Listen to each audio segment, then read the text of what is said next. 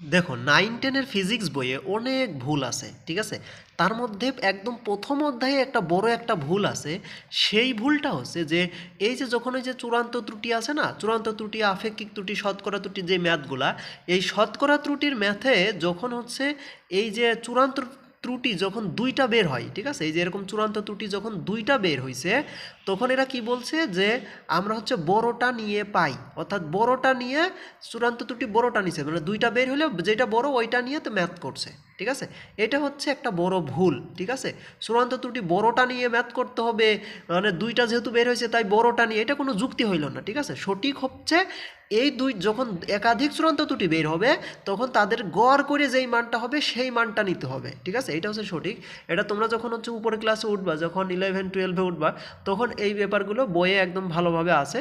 এইখানে যেটা এইখানে বইয়ে, এটা হচ্ছে বইয়ের ভুল, এবং তোমাদের গাইডগুলো দেখবো যে সলভ করছে এই বড়টা নিয়েই পাই।